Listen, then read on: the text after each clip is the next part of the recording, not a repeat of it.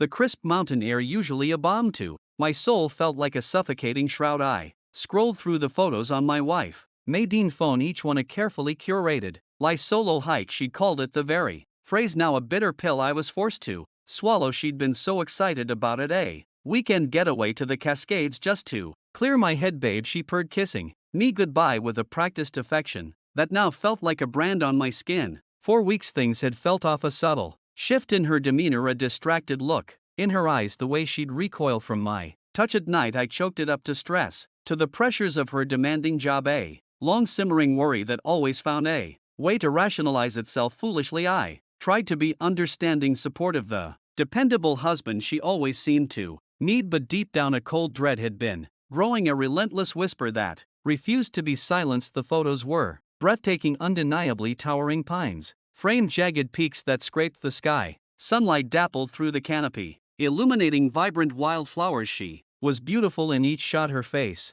flushed with exertion, a genuine looking smile lighting her eyes. It was a picture perfect solo adventure, except it wasn't. One particular photo caught my attention. She was perched on a rocky outcrop, the vast valley stretching out behind her like a rumpled green carpet in the foreground. Tucked away in the lower right corner, barely noticeable unless you were looking for it, was a glint of something metallic. It was a watch, not just any watch. It was the distinctive, oversized silver timepiece that I had bought for my best friend Eddie for his 30th birthday. A wave of nausea washed over me. The world seemed to tilt, the mountain air no longer refreshing but thick and clawing. Eddie, my best friend, the man I'd shared countless beers with, confided my deepest fears and vulnerabilities to, who'd stood by my at our wedding. The sheer betrayal was like a punch to the gut. The realization was crushing, a tidal wave of anger, hurt, and disbelief. My hands were trembling as I scrolled back through the photos, my eyes now searching, scrutinizing. I saw more, a barely visible corner of a familiar blue backpack, the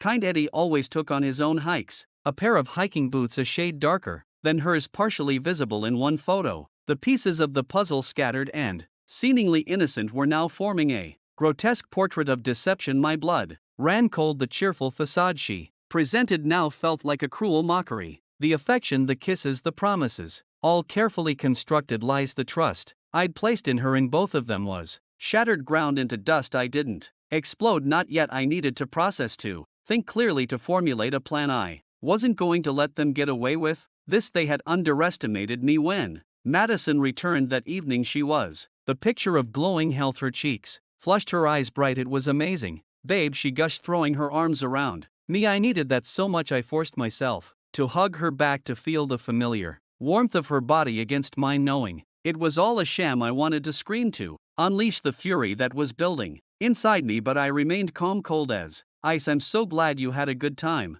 honey, I replied, my voice dangerously even. I excused myself, pretending to have work to catch up on. I spent the rest of the evening meticulously planning my move. I knew I had to catch them in the ACT to make sure there was no room for denial. I installed a small hidden camera in the living room, focusing on the couch where they always sat when he came over. I needed hard evidence. I needed to see it all for myself. The next few days were a torturous dance of pretense. Madison carried on as if nothing had happened, her interactions with me a strange mix of normalcy and detachment. I in turn played the role of the oblivious husband, smiling, nodding, all the while simmering with a rage that threatened to consume me. Then came Friday night. Madison had mentioned she was going out with her friends, which I knew was code for a rendezvous with Eddie. I had the camera ready, the footage recording. It wasn't long before I saw the front door open, and Eddie stepped in, grinning like he owned the place. They kissed, a slow, intimate kiss that made my stomach churn.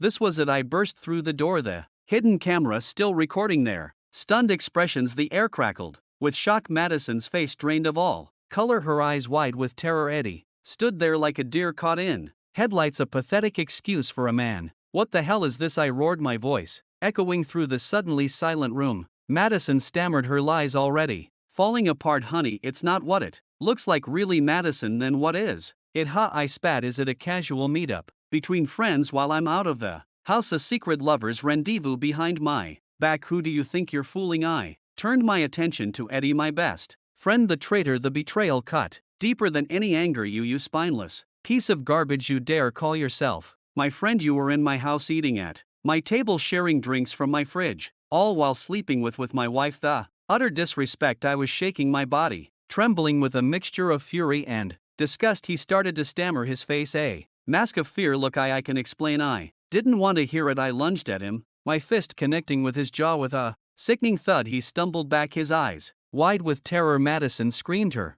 hands flying to her mouth. I didn't stop. I rained punches on him, fueled by rage that had been building for weeks. I hit him until he was cowering on the floor, blood trickling from his nose and mouth. I wanted to keep hitting him to make him feel every ounce of pain and humiliation he'd inflicted on me, but I stopped, breathing heavily, my knuckles throbbing. Get out, I growled, my voice tight with rage. Get the hell out of my house and never come back. He scrambled to his feet, his face contorted with pain, and fled, his tail between his legs. Madison was a crumpled mess on the couch, sobbing controllably. I stood over her, my heart hard and cold. I want you gone, I said, my voice devoid of any emotion. Pack your things and leave now, she begged, pleaded.